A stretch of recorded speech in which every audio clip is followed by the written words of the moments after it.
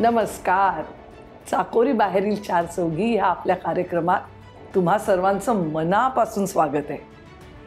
उद्या 15 ऑक्टोबर हा दिवस जगात पांढरी काठी दिवस किंवा व्हाईट केन डे असा साजरा केला जातो.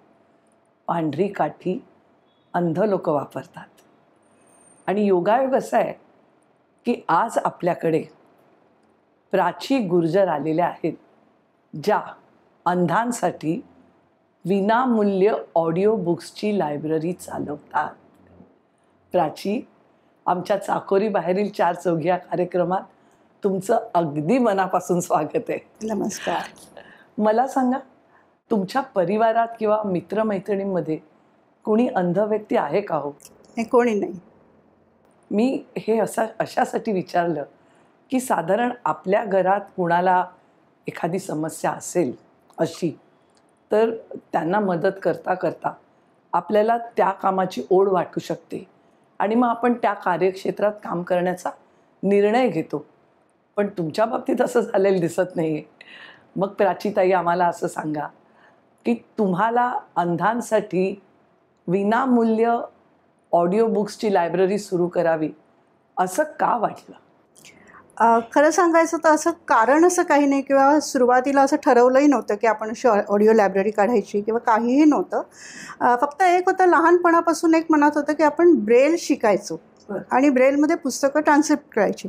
कारण अंध म्हटल्यावर ब्रेल एवढंच समीकरण आपल्या डोक्यात असतं. त्यामुळे डोक्यात होतं लहानपणी. एक दोन ठिकाणी म्हणजे एक वाद्यवृंद होता, तिकडे सगळे कलाकार अंध बघितले होते मी. वेताच्या खुर्च्या करणारे बघितले होते. म्हणजे हे स्वावलंबी आहेत लोक, हे स्वतः उपजीविका स्वतःची मिळवतात. आणि ते बहुतेक लहानपणीसुद्धा माझ्या मनात असं कुठेतरी बिंबलं. आणि मग ह्यांना स्वावलंबी करण्यासाठी काय करू शकतो आपण, तर त्यांना अभ्यासात मदत होऊ शकते. तर ती कशाने? ब्रेलनी. आणि म्हणून ब्रेल शिकायचं. पण ते तेवढ्यावरच राहिलं. म्हणजे असं नाही झालं की लहान होते तेव्हा तो झाला, मोठे झालं, कॉलेज, लग्न, मुलं, बाळं, संसार, हे सगळं व्यवस्थित झालं. डोक्यात कुठेतरी मागे ते होतं. आणि मग आलं मध्यम वय. आणि जेव्हा ते सगळं ऐकलेलं होतं ना की ते रिकामपण येतं आणि ते खूप टॉर्चरस असतं वगैरे वगैरे सगळं, आणि घरच्या जबाबदाऱ्या पण आपल्या कमी झालेल्या असतात, मग ठरवलं आता आपण ब्रेल शिकायचं. तेव्हा तोपर्यंत मी ट्युशन्स वगैरे घेत होते. मी अगदी एक टिपिकल घरात राहणारी, खूप खुश असणारी घरात गृहिणी होते. तर पण हे झालं की आता म्हटलं आता पण ब्रेल शिकायचं. मग ब्रेल शिकायला काय करायचं, तर national association of the blind, ते मुंबईत जे आहे संस्था, नॅप. तर त्या नॅपमध्ये लकीली असं झालं की मला एक त्यांची ॲडव्हर्टाइजमेंट दिसली आणि त्यांचा एक पॅरा प्रोफेशनल कोर्स असतो 1 महिन्याचा. दर मे महिन्यात तो कोर्स असतो. तर त्या कोर्सला मला ॲडमिशन मिळाली. आणि मग तो कोर्स महिन्याभराचा झाला. आणि तेव्हा लक्षात आलं की ब्रेलबरोबर अनेक इतर गोष्टी करण्यासारख्या आहेत. आणि मग तेव्हा त्या कोर्सच्या वेळेस मी रायटर म्हणून काम केलं. नंतर वॉकमन असायचे तेव्हा, तर वॉकमनवरती कॅसेटवरती रेकॉर्ड करून द्यायला लागले. आणि तो महिन्याभराचा कोर्स झाला, सर्टिफिकेट कोर्स होता. सर्टिफिकेटसाठी तर हे केलं नव्हतं. जरी मी शिकले आहे हे सगळं, तरी कळणार कसं? मग मी त्या रेरोडला तेव्हा ते सेंटर होतं, एज्युकेशन सेंटर. मग त्यांना मी विचारलं की मी इथे रीडर म्हणून येऊ का? तर ते म्हणाले हो. मी 1.5 वर्ष जवळजवळ रोज तिथे ॲज अ व्हॉलेंटियर जायचे आणि जे पडेल ते काम करायचं. आणि तो माझ्यासाठी सुवर्णकाळ होता. खूप शिकले मी तिकडे. आणि मग सगळ्या चांगल्या गोष्टींना एक एंड येतो. तसं झालं की ह्यांची बदली पुण्याला झाली. मला पुण्याला यावं लागलं. पुण्याला आल्यावर सगळ्या संस्था लांब, आणि मी आता काय करू? तर रेकॉर्डिंग माझं चालू होतं. त्यामुळे मी म्हटलं की ठीक आहे, आपण रेकॉर्डिंगमध्येच पुढे जायचं. तिथल्या मुलांना कॉन्टॅक्ट करू, कसं करायचं, काय करायचं. पण रेकॉर्डिंग हे निश्चित झालं होतं. आणि त्याचं सगळ्यात महत्त्वाचं काय होतं की कमीत कमी साधनामध्ये ते काम होणारं होतं. त्यामुळे मग ते सुरुवातीला मी केलं. नंतर व्हॉलेंटियर्स जॉईन झाले तेव्हा पण तसंच झालं. नाव काय द्यायचं त्या ग्रुपला असं मनात आलं. तर मग म्हटलं ज्या वाणीनी यश मिळतं ती यशोवाणी. अशा पद्धतीने यशोवाणी हे नाव दिलं आम्ही ग्रुपला. आणि एक सांगू का मेधाताई, हे काम मी सुरू केलं ते समाजसेवा, म्हणजे आपल्याकडून काहीतरी समाजाचं ऋण फेडणं या दृष्टीने केलं. तेव्हा चार्जेस लावायचा, पैसे घ्यायचा काही प्रश्नच नव्हता. त्यामुळे ते विनामूल्य सुरू झालं. नंतर जेव्हा व्हॉलेंटियर्स जॉईन झाले तेव्हा पण ते पण विनामूल्यच काम करतात. त्यामुळे सगळे व्हॉलेंटियर्स आमचे विनामूल्य काम करतात. आणि पुस्तकंसुद्धा केवळ एका मेसेजवरती पाठवली जातात मुलांना. पण मला सांगा, तुम्ही कमीत कमी साधनांचा वापर करून हे काम करताय ना, तर म्हणजे कसं काय, म्हणजे कुणाला जर करायचं असेल तर त्यांनाही कळावं म्हणून विचारते. तर कमीत कमी साधनं म्हणजे काय की जेव्हा मी ते 15 वर्षापूर्वी सुरू केलं तर तेव्हा फक्त वॉकमनवरती होऊन जायचं. वॉकमन कॅसेट की व्हायचं, त्याच्यानंतर मग MP3ला शिफ्ट झाले आणि आता तर फोनवरती आपण करू शकतो रेकॉर्डिंग. त्यामुळे प्रत्येकाकडे असतोच फोन, त्यामुळे ते साधन झालं. त्यामुळे बाकी काहीच नाही लागत. आणि आमच्या कामाचा USB म्हणजे काय की व्हॉलेंटियर त्यांच्या घरी बसून रेकॉर्ड करू शकतात आणि मला त्या फाईल्स पाठवतात. त्यामुळे त्यांना बाहेर पडावं लागत नाही, फोन असतोच, झालं काम. त्या म्हणजे माझं घरी पण यशोवाणीचं ऑफिस कुठे असं सगळेजण विचारतात. तर ऑफिस वगैरे काही नाही, घराचा एक कोपरा, त्याच्यावर माझा लॅपटॉप, त्याच्यावर ड्राईव्हरचा माझा डेटा आणि मग फोन, एवढंच आमचं यशोवाणीसाठी लागणारं सामान असतं. प्राचीताई, तुमच्या या लायब्ररीत काय काय प्रकारची पुस्तकं तुम्ही ध्वनिमुद्रित करता? हे मी म्हटलं तसं नीड बेस्ड आहे. मुलं जी पाठवतात ती पुस्तकं, मुलंच नाही अंध व्यक्ती जे पुस्तक पाठवते ते अभ्यासाला आम्ही प्रायोरिटी देतो. आणखीन मग त्याच्यामध्ये MPSC, UPSC, CA फाउंडेशन, नंतर मॅनेजमेंट, मेडिकलसुद्धा, लो विजन मुलं मेडिसिनला जातात त्यामुळे ती पुस्तकं असतात. PhD करणारी मुलं असतात, त्यांची रेफरन्स बुक्स असतात. त्यामुळे ती जी सगळी अभ्यासाची पुस्तकं असतात ती आम्ही रेकॉर्ड करतो. प्राचीताई, आज घडीला किती स्वयंसेवक तुमच्याबरोबर काम करत आहेत? जवळजवळ 400 आहेत. म्हणजे मी पूर्ण असा एक्झॅक्ट आकडा नाही सांगू शकत, कारण कधी कधी थांबतात, नवीन जॉईन होत असतात, पण अराऊंड 400 हा आकडा आहे. बरं, पण हे जवळपासचे एवढे 400 स्वयंसेवक आहेत ते काय वयाचे आहेत? वयोगट म्हटलं तर 9 वर्ष ते 80 वर्ष, 82 वर्ष. आमचे सगळ्यात यंगेस्ट व्हॉलेंटियर माझा नातूच होता. 9 वर्षाचा असताना त्यांनी पहिल्यांदा पुस्तक रेकॉर्ड केलं होतं.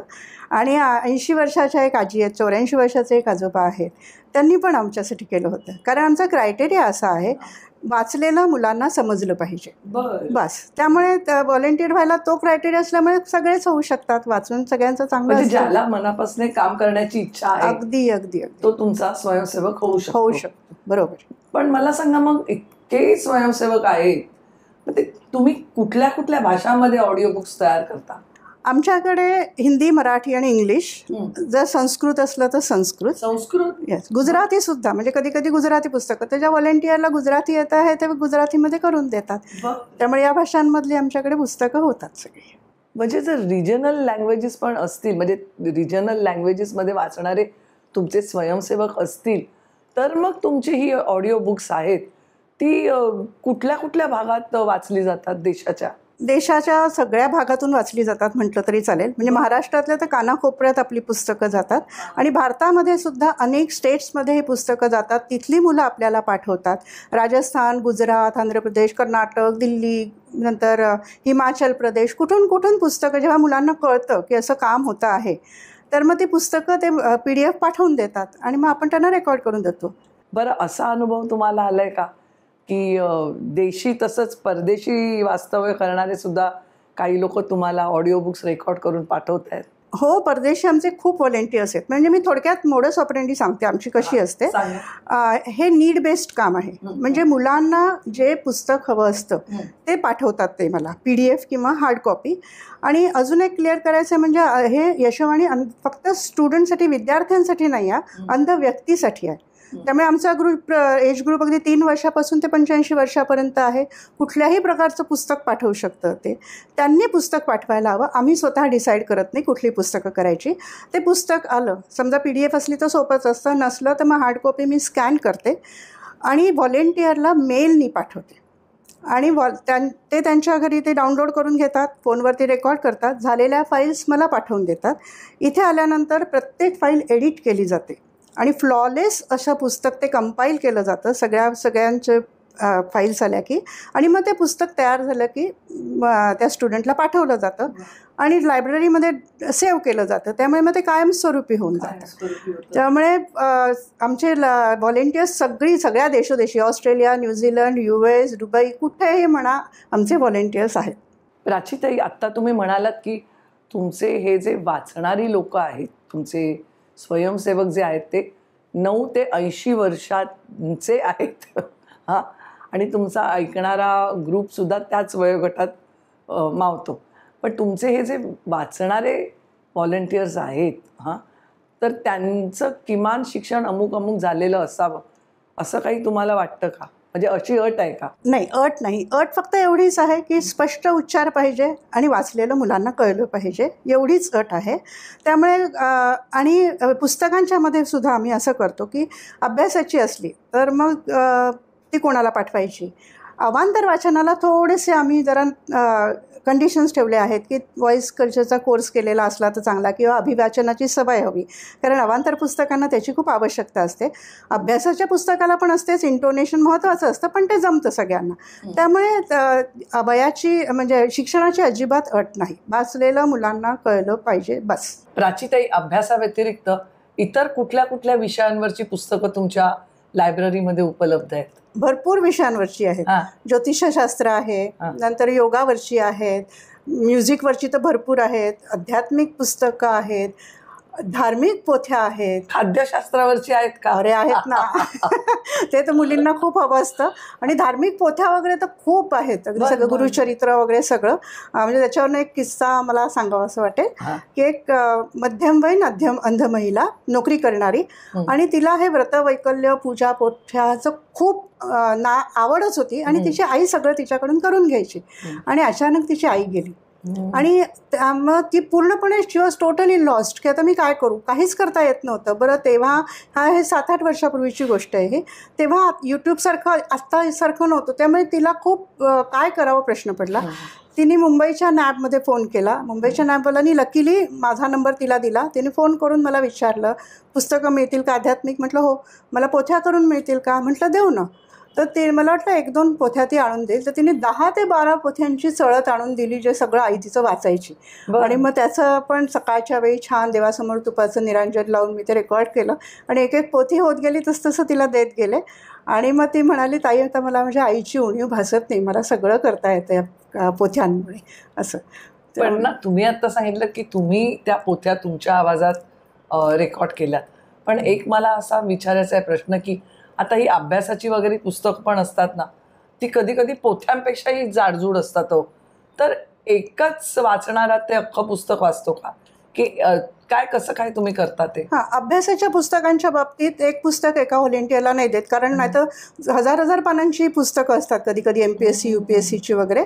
तर मग त्यावेळी काय करतो, चॅप्टरप्रमाणे आम्ही व्हॉलेंटियरला पुस्तक पाठवतो, स्कॅन कॉपी जी पाठवतो. व्हॉलेंटियरला पण 20 पानांच्यापेक्षा एका वेळी जास्तीने पाठवत. म्हणजे जर चॅप्टर खूप मोठा असला तर इव्हन चॅप्टर पण आम्ही डिव्हाइड करतो. प्रत्येक व्हॉलेंटियरला आम्ही ते पाठवतो, आणि मग तो नंतर कंपाईल करतो एकत्र. अवांतर पुस्तकांना मात्र आम्ही एकाला एक देतो त्याला, कारण वेळाचं एवढं बंधन नसतं. इकडे असं असतं की हे मटेरियल मिळाल्याशिवाय मुलं अभ्यास नाही करू शकत, त्यामुळे ह्याची मात्र घाईने आम्ही करतो. पण आता तुम्ही इतके विषय हाताळताय म्हटल्यावर एक प्रॅक्टिकल शंका माझ्या मनात अशी येते की काय ना, गणित म्हणा किंवा केमिस्ट्री म्हणा, या विषयांमध्ये कसे फॉर्म्युलाज असतात, त्याचं महत्त्व असतं, प्रमेय असतात. तर आता ही तुम्ही ऑडिओ बुक्समधनं म्हणजे काय तुमचं टेक्निक मुलांपर्यंत पोहोचवण्याचं? मी म्हटलं तसं की आमचे क्वालिफाईड आहेत सगळे. तर आता केमिस्ट्रीचं आलं तर सायन्सवाला केमिस्ट्रीवाला जो व्हॉलेंटियर आहे त्यालाच त्या अंध मुलाचं पुस्तक पाठवलं जातं. म्हणजे मग ते व्यवस्थित वाचलं जातं, न चूक होता वाचलं जातं अशा पद्धतीने. गणिताचं पण हेच आहे, आणि ही पुस्तकं त्याला आम्ही ट्युटोरियल असं म्हणतो. Otherwise the rule is not to omit a single word and not to add a single word. जे दिलं आहे तसंच वाचायचं. पण या पुस्तकांना आम्ही एक्सेप्शन करतो. त्या एक्सपर्टकडे ते पुस्तकं जातात, ते एक्सप्लेन करून वाचतात, की जिथे या मुलाला आवश्यकता आहे तिथे आपण एक्सप्लेन करायचं. आणि अशी ट्युटोरियल्स आम्ही तयार करून ठेवलेली आहेत.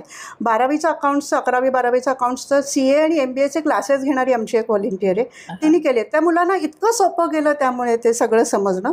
तर मग आम्ही ट्युटोरियल्स तयार करतो. गणिताचा तर एक छोटासा ग्रुपच आम्ही करून ठेवला आहे. एक जण आहे ती लीड करते, म्हणजे यशोवाणीतला छोटासा ग्रुप ती लीड करते, आणि ती मग ते गणितावाले जे सगळे आहेत त्यांना ते गणिताचे चॅप्टर्स त्यांना सुटेबल पाठवून देते.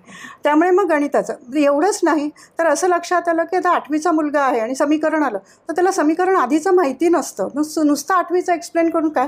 म्हणून त्या ग्रुपनी एक स्वतःचं पुस्तक तयार केलं, कॉन्टेंट तयार केला. आणि मग आता चॅप्टर कसं, आता समीकरण म्हणजे 5वीपासून ते 8वीपर्यंतचं समीकरणाचं चॅप्टर. अशा पद्धतीने ते पुस्तक तयार केलं. मग कोणी मला गणिताचं मागितलं की मी त्याला ते पुस्तक पण पाठवून देतो. इंग्लिश ग्रामरचं पण असंच केलं. 2 PhD झालेल्या इंग्लिश मध्ये आहेत प्रोफेसर, त्यांनी मिळून इतर पुस्तकांचा आधार घेऊन असं पुस्तक तयार केलं आहे. मग आता इंग्लिशचं कोणी मागितलं की मी आधी ते पाठवते की हे तुम्ही वाचा, तुम्हाला याचा फायदा होईल. प्राचिताई, आता काही काही विषयांमध्ये आलेख म्हणा, नकाशे, आकृत्या हेही महत्त्वाचं असतं, म्हणजे ठाऊक असणं अगदी गरजेचं असतं.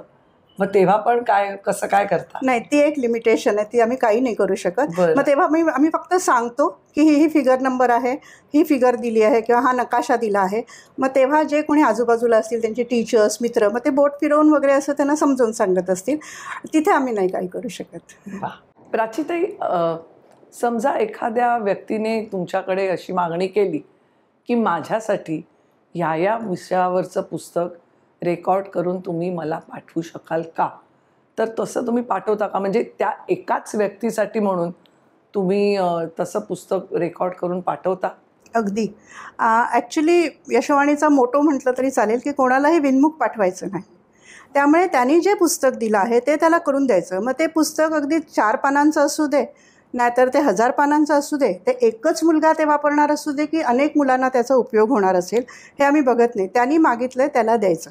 फक्त एक असतं की समजा आता ते पुस्तक एकतर लायब्ररीत चेक केलं जातं, त्याला अनुसरून जर अनेक पुस्तकं असतील, कारण MPSC UPSCवाल्यांची खूप पुस्तकं येतात, त्यामुळे त्या सेम पोर्शनची जर असली तर मी आधी त्या मुलाला असलेलं पुस्तक पाठवते आणि त्याला विचारते की हे तू एकदा बघ आणि तरी तुला जर हवं असेल तर आपण ते पुस्तक करून घेऊया, असं करतो.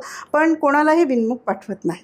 मला सांगा, किती हायर लेवल परीक्षांपर्यंतचं मटेरियल तुम्ही उपलब्ध करून देता या सर्वांना? MPSC UPSC तर आहेच, बँकिंगच्या एक्झाम्स असतात, प्रमोशनल एक्झाम्स असतात, CA होणारी मुलं असतात, MBA आणि अगदी नॅचरोपॅथी वगैरे म्हणजे मेडिकलला गेलेली मुलं असतात, जी लो व्हिजन असतात ती मेडिकलला जाऊ शकतात, त्यामुळे त्यांची पुस्तकं असतात. तर अशी अनेक पुस्तकं आमच्याकडे हायर लेवलवाल्या मुलांची आहेत. हल्ली तर नृत्य, नाट्य, अभिनय या विषयावरही पुस्तकं असतात, तर अशी पण तुम्ही म्हणजे आहेत ना. म्हणजे तबला शिकणारा आहे तर तो तबल्यावरचं पुस्तक पाठवतो. गाणी म्हणजे म्युझिक तर ह्यांच्यात खूप सगळे शिकतात आणि विशारद वगैरे देणाऱ्या मुली आहेत, मुलं आहेत, मग त्यांची पुस्तकं असतात, मग ती पण येतात. म्हणजे कुठलाही सब्जेक्ट असू दे आम्ही ते म्हणजे करतोच. आणि अजून एक आहे, म्हणजे I am very proud to say की आमचे यशोवाणीचे व्हॉलेंटियर्स खूप टॅलेंटेड आणि क्वालिफाईड आहेत. म्हणजे PhDs खूप आहेत, टीचर्स आहेत, लॉयर्स आहेत, CA आहेत, MBA केलेले आहेत, डॉक्टर्स आहेत, सगळे टॅलेंटेड आहेत आणि त्यामुळे त्यांच्या एक्सपर्टाईजचा आम्ही उपयोग करून घेतो. म्हणजे जेव्हा एखादा अंध मुलगा, समजा त्यांनी मला म्युझिकवरचं पुस्तक पाठवलं रेकॉर्ड करून द्या म्हणून, तर मग मी ते म्युझिकमध्ये एक्सपर्ट असणाऱ्या व्हॉलेंटियरलाच पाठवते की हे करून द्या, म्हणजे मग ते छान पद्धतीने रेकॉर्ड होऊ शकतं आणि त्याला समजायला सोपं जातं. वा. मग मला आता सांगा की तुमच्या ऑडिओ लायब्ररीमध्ये आता किती पुस्तकं जमा झाली आहेत आणि किती अंध वाचकांपर्यंत ही पुस्तकं पोचली आहेत? किती जमा झाली आहेत हे मी सांगू शकेन. जवळजवळ आमची 6000 पर्यंत आता ऑडिओ बुक्स आहेत. बापरे.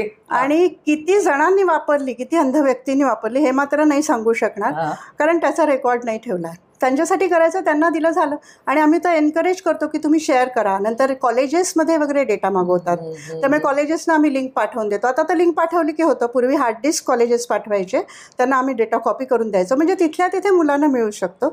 आता लिंक्स आहेत, त्यामुळे कॉलेजेसना देतो, इन्स्टिट्यूशन्सना देतो ज्या अंध संस्था काम करतात. तर त्यामुळे किती जणांना जातात पुस्तकं ते माहिती नाही आणि त्याच्याशी मतलब पण नाही काही. पण म्हणजे ऐकता मला काय वाटतं माहिती, तुम्ही आपल्या अंध मित्रमैत्रिणींना पण टेक्नो सॅवी करून सोडलंय. पण असं कधी झालंय का की तुम्हाला एक प्रॉब्लेम आलाय की हे पुस्तक मी त्यांच्यापर्यंत कसं पोचवायचं आणि त्याचं उत्तर त्यांनीच शोधून तुमच्यापर्यंत पाठवलं, असं झालंय का? ॲक्च्युली म्हणजे मी त्यांना टेक्नो सवी करायचा प्रश्नच नाही, ते ऑलरेडी असतात. प्रत्येक मुलांनी MCIT केलेलं असतं. ते छान स्मार्टफोन सुरेख वापरतात, टचस्क्रीनवाले व्हॉट्सॲप करतात, मेल करतात, लॅपटॉप छान वापरतात, म्हणजे इव्हन प्रोजेक्ट्स ते आउटसोर्स करतात. इतकं सगळं व्यवस्थित करता येतं त्यांना, त्यामुळे ते खूप टेक्नो सवी असतात. आणि तुम्ही म्हणालात तसा तो एक किस्सा की एकदा एका फाईल्स होत्या आणि मला त्या मुलाला पाठवता येत नव्हत्या, काहीतरी गडबड झाली. तर त्यामुळे तो मला म्हणाला, मॅडम स्काईपवर या. आणि तो टोटली ब्लाइंड मुलगा. त्यांनी मला स्काईपवर बोलवलं आणि मग मला त्यांनी मला समजावून सांगितलं की आता ते करा, ते प्रेस करा, मग ते हे हा ॲरो येईल, असं करून त्याने सगळं मला सांगितलं आणि मी त्या फाईल्स त्याला पाठवल्या. काय सांगायचं. वा. यशोवाणीतर्फे तुमचे आणि काही उपक्रम असतात का? आहेत ना. आम्ही व्हॉट्सॲप ग्रुप्स केलेत मुलांसाठी आणि त्याच्यामध्ये कसं असतं की रोजची जी वर्तमानपत्र असतात, महाराष्ट्र टाइम्स आहे, लोकसत्ता आहे, तरुण भारत आहे, नंतर हिंदू, इंडियन एक्सप्रेस. हिंदू तर MPSC UPSCच्या मुलांसाठी अगदी गीता बायबल असतं त्यांच्यासाठी. तर त्या पेपरमधली सिलेक्टिव्ह आर्टिकल्स रोज व्हॉलेंटियर्स वाचतात. म्हणजे त्याच्यासाठी ते व्हॉलेंटियर्सना ते काम अलॉट करून दिलं आहे. ते रोज ते आर्टिकल्स वाचतात आणि आम्ही ते त्या ग्रुपवरती पोस्ट करतो. आणि जनरल नॉलेजचं काही असेल ते तर त्या ग्रुपमध्ये मुलांना बाकी काहीही टाकायला परमिशन नाही. फक्त त्यांना पण काही GK वगैरे असं जर कळलं असेल किंवा त्यांच्या क्षेत्रातल्या ज्या काही घडामोडी असतील तर ती मुलं तिथे पोस्ट करू शकतात. त्यामुळे काय होतं की ते अपडेटेड राहतात. सगळं करंट अफेअर्स खूप इम्पॉर्टंट असतं या सगळ्या कॉमन एंट्रन्स एक्झामसाठी. पण त्या एंट्रन्स एक्झाम्सना सुद्धा अंध मुलं अपिअर होतात, त्याचा अर्थ? सगळ्या एक्झाम्सना होतात. खूप परीक्षा देतात ती मुलं, सारखी परीक्षाच देत असतात, खूप अभ्यास करतात ती मुलं. त्यामुळे त्यांना सारखं हवंच असतं. आणि त्यांनी ह्या बातम्यांमुळे काय झालं, ती इतकी अपडेटेड असतात की डोळस मुलं त्यांना विचारतात की तुम्हाला एवढं सगळं कसं माहिती आहे, कारण रोजच्या रोज त्यांना सगळ्या बातम्या मिळत असतात. त्यामुळे हा एक उपक्रम आहे. आणि आणखी एक ग्रुप आहे आमचा ज्याचं नाव आहे यशोवाणी साहित्य ग्रुप. तर बहुश्रुत होणं, त्यांनी बहुश्रुत होणं अंध व्यक्तींनी या दृष्टीने तो ग्रुप फॉर्म केला आहे. आणि त्याच्यामध्ये काय करतो तर एक 10-10, 15-15 मिनिटाच्या ऑडिओ क्लिप्स अशा रोज मी पोस्ट करते. आणि मग त्याच्यात काय असतं तर आता एखादं मोठं पुस्तक असतं, त्यातलं एखादं प्रकरण असतं, मग बालकविता असतात, बालकथा असतात, एखादी इंग्लिश गोष्ट असते, ज्ञानेश्वरीवरचं एखाद्या अध्यायावरचं असतं, गोंदवलेकर महाराजांचं आपलं ते रोजचं एक पान असतं. अशा असॉर्टेड एक 10-10 मिनिटाच्या, 15-15 मिनिटाच्या ऑडिओज रोज मी तिथे पोस्ट करते. त्यामुळे त्यांनाही वेळ काढून वाचता येतं, त्यांना माहिती असतं हे मिळतं आहे. आणि शनिवार आणि रविवारच्या पुरवण्यांमध्ये केवढं वाचण्यासारखं असतं. तर रविवारी शनिवारच्या पेपरमधलं पुरवण्यांमधलं आर्टिकल्स आणि सोमवारी रविवारच्या पेपरमधले आर्टिकल, त्याच्यासाठी वेगळे व्हॉलेंटियर्स आहेत, ते वाचतात आणि ते पण करतो. त्यामुळे त्यांना सगळ्या प्रकारचं वाचन किंवा लेख, आर्टिकल्स हे ऐकायला मिळतात आणि खूप खुश असतात त्यांना. आणि भरपूर मेंबर्स आहेत आणि मुख्य म्हणजे ते एकमेकांमध्ये खूप शेअर करत असतात. आपण नेहमी सांगत असतो की तुम्ही शेअर करा, इतरांना सांगा की इथे असं काम होतं किंवा हे माझ्याकडे आहे, हे घे. आणि मग त्यामुळे रादर जे सगळे गोळा झालेले आहेत ते फक्त माउथ पब्लिसिटीने गोळा झालेले. आणि अजून एक म्हणजे की आता हे खूप ॲडव्हान्स टेक्नॉलॉजीमुळे काय होतं की लिंक मुलांना पाठवली की त्यांना ते पुस्तकं फाईल्स डाउनलोड करून पुस्तकं वाचता येतात.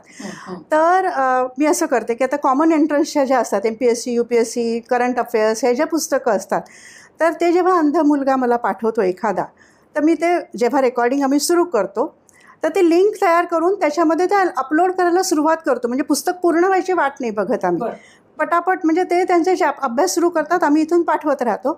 आणि ती जी लिंक आहे तर एक ब्रॉडकास्ट लिस्ट अंध मुलांची तयार करून ठेवली आहे, जी ह्या एंट्रन्स एक्झाममध्ये अभ्यास करतात. आणि ती लिंक त्या ग्रुपवरती, त्या लिस्टमध्ये टाकली की जेवढी मुलं आहेत त्या सगळ्यांना ते मिळतं पुस्तक.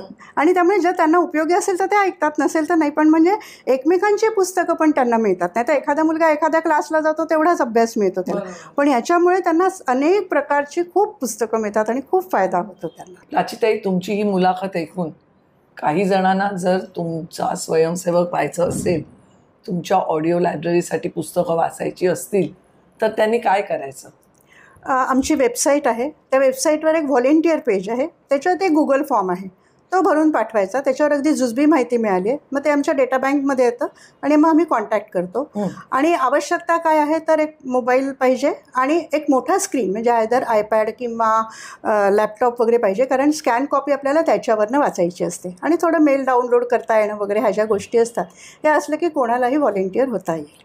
बरं, मला सांगा, यशोवाणी ग्रुप तुम्ही तयार केलात, आज इतके वर्ष यशोवाणीतर्फे तुम्ही काम करताय, तर मला काय विचारायचं आहे तुम्हाला की यशोवाणी ग्रुप स्थापन करण्यापूर्वीच्या तुम्ही आणि स्थापन झाल्यानंतर इतके वर्ष काम करून झाल्यानंतरच्या तुम्ही, ह्यात तुम्हाला काय जाणवत आहे? काय बदल काही जाणवत आहेत का? खूप मोठा बदल झाला आहे. एक तर मी डोळस झाले, कारण अडचणी काय असतात आणि जिद्दीने कसं पुढे यायचं हे मी शिकले. आपल्याला कुरकुर करायचा कणभरही अधिकार नाही हे शिकले. आणि जबाबदारीची जाणीव झाली. आणि आधी हाऊसवाईफ होते म्हटलं तसं, तेव्हा पण मी छान उत्तम काम करत होते. तो स्वभाव आहे, तो स्वभाव पुढे आला आणि तसंच मी यशोवाणीचं काम केलं. पण मला स्वतःला आता ती जाणीव झाली, जे मी हाऊसवाईफ असताना मला ते होतंच आहे असं. पण आता मला खूप छान वाटतं, म्हणजे मी स्वतःला शाबासकी द्यायला शिकले. तुमचे एवढे स्वयंसेवक आहेत 400, ते एकमेकांच्या संपर्कात असतात का, की तशी काही आवश्यकता वाटत नाही? आवश्यकता नाही आहे, पण संपर्कात असतात. आणि स्वयंसेवक म्हणजे अगदी माझा वीक पॉईंट आहे. तो खूप छान प्रश्न विचारला. तर आमच्या व्हॉलेंटियर्सचे 2 ग्रुप आहेत आणि एक व्हॉलेंटियर ग्रुप म्हणतो, त्याच्यावरती फक्त कामाचं आम्ही बोलतो. म्हणजे काय की समजा एखादी शंका आली एखाद्या व्हॉलेंटियरला वाचताना, तर ती फोटो काढून त्या ग्रुपवरती पोस्ट करायचा की हे कसं वाचायचं आहे, किंवा मी बरोबर वाचते आहे का की नाही. जो एक्सपर्ट असतो तो तिकडे उत्तर देतो. म्हणजे मग मुलांना कुठलीही चुकीची इन्फॉर्मेशन जात नाही. आणि मग त्याच्यावरती फक्त कामाचं. त्यामुळे मग काय होत होतं की एकमेकांशी कोणाचा कॉन्टॅक्टच नव्हता. आणि आम्ही कित्येक जण, म्हणजे मी स्वतःसुद्धा त्या व्हॉलेंटियर्सना भेटलेच नाही, कारण फोनवरती काम सुरू होतं सगळं. तर त्यामुळे मग असं लक्षात आलं की एकमेकांशी कॉन्टॅक्ट नाही. मग अजून एक ग्रुप फॉर्म करूया आणि त्याला आम्ही नाव दिलं कट्टा ग्रुप. कट्टा ग्रुप. कट्टा. आणि तो खरोखरी कट्टा आहे. आणि त्याच्यामध्ये इतकं कोणी कविता टाकतं, कोणी रांगोळ्या टाकतं, पेंटिंग स्वतःची केलेलं टाकतं, स्वतःच्या अचिव्हमेंट्स काय असल्या तर टाकतं, एखादी नवीन कल्पना असते खूप. आणि मी म्हटलं तसं सगळे इतके टॅलेंटेड आणि कलाकुसर आणि काय काय ठोस भरलेलं आहे. आणि खूप छान गप्पा होतात त्याच्यावर. मैत्रिणी झाल्या आहेत सगळ्या. म्हणजे आम्ही एकमेकांना पर्सनली भेटतो, पिकनिक्सना गेलो आहोत. आणि नंतर त्या मैत्रिणी, म्हणजे मी असलेच पाहिजे असं नाही, त्यांचे छान ग्रुप्स झालेले आहेत. अशा पद्धतीने आमचा तो कट्टा ग्रुप आहे. आणि तेव्हा लक्षात आलं की खूप टॅलेंटेड आहेत आपले व्हॉलेंटियर्स. मग आम्ही काय नवीन अजून एक सुरू केलं की त्यांच्यासाठी त्यांची मुलाखत घेतो. म्हणजे तो आमचा क्लोज ग्रुप आहे. बाहेर म्हणजे तुमच्या व्हॉलेंटियर्सपैकी तुमचे जे स्वयंसेवक आहेत त्यांच्यापैकी काही जणांची तुम्ही मुलाखत घेता? हो. म्हणजे आम्ही एक कोर ग्रुप केला आहे. मग आम्ही व्हॉलेंटियर एक चूज करतो, त्यांच्याशी गप्पा मारतो, प्रॉपर मुलाखतीची सगळी तयारी, प्रश्नावली अगदी लहानपणापासून सगळं घेतो. आणि मग एका बुधवारी आम्ही ती रेकॉर्ड करून ठेवतो आणि एका बुधवारी आम्ही सगळे मिळून ती बघतो.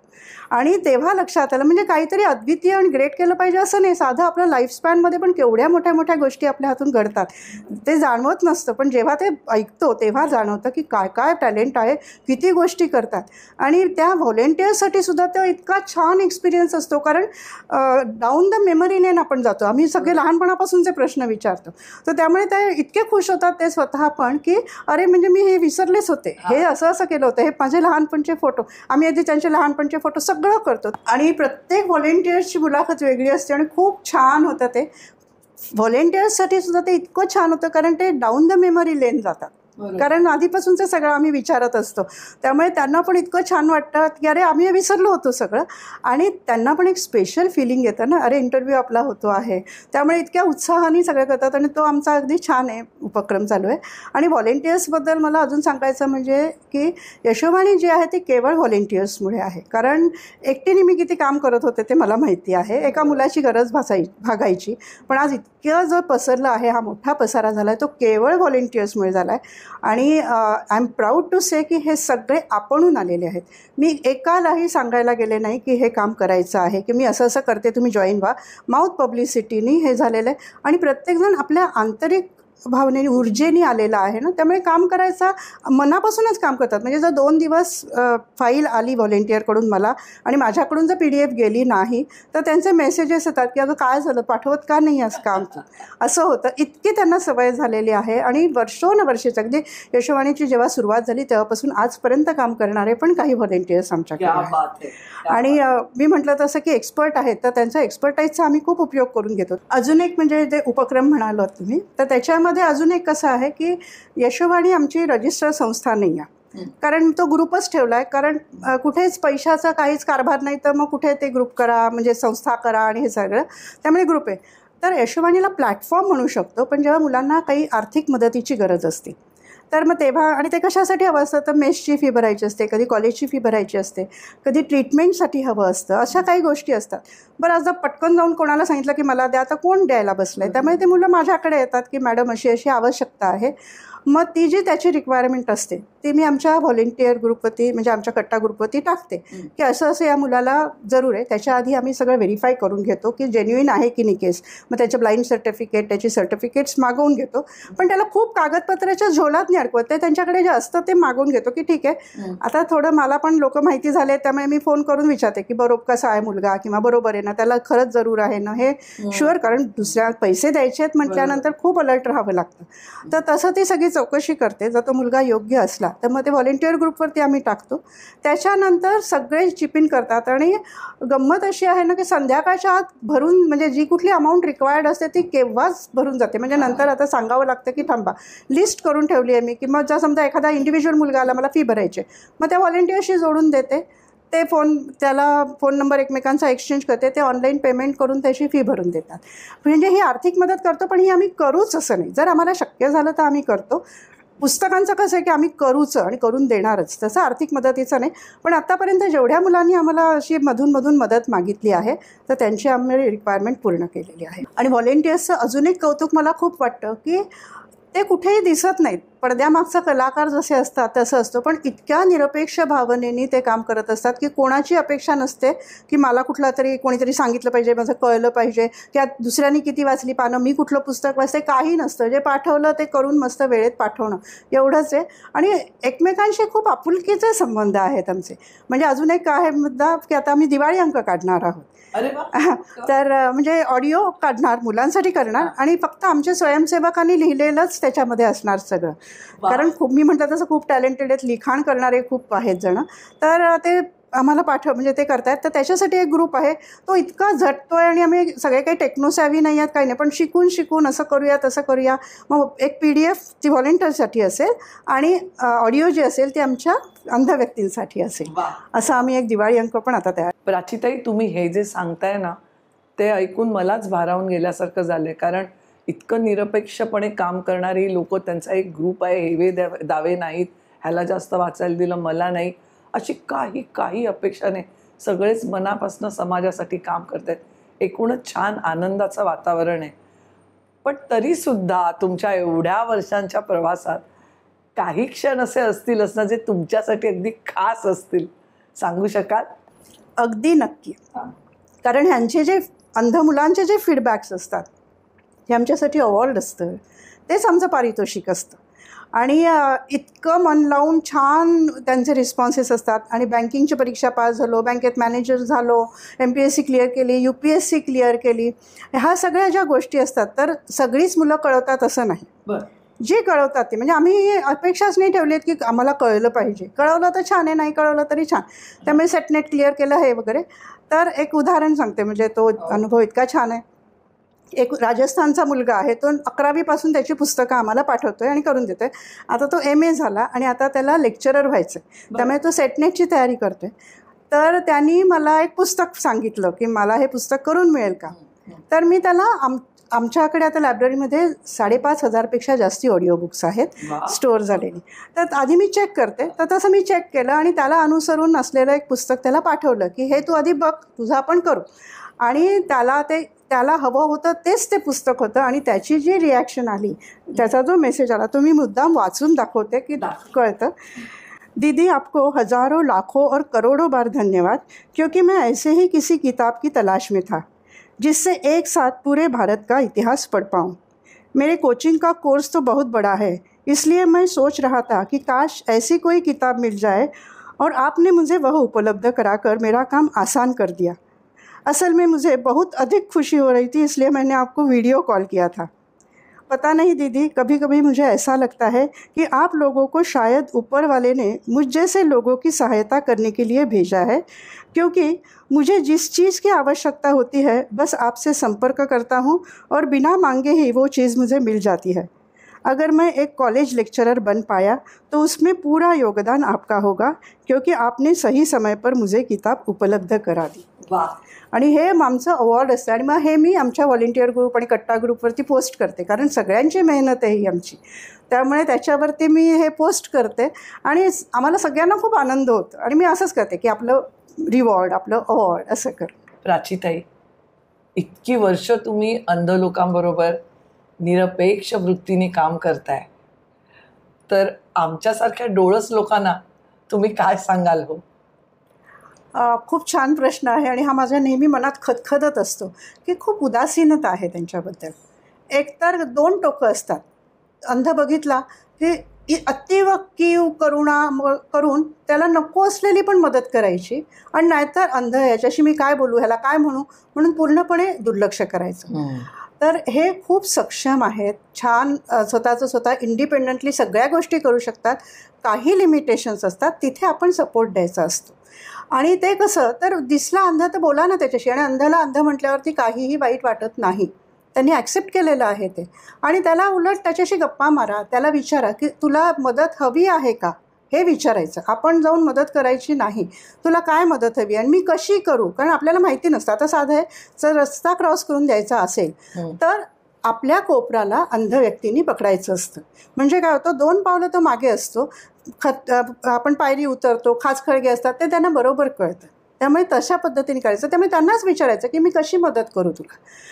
त्यांना अजिबात कीव करुणा आणि दया येऊन करुणेने बोलायचं नाही. जसं नॉर्मल माणसाशी बोलतो तसं बोलायचं, मोठ्याने बोलायचं नाही.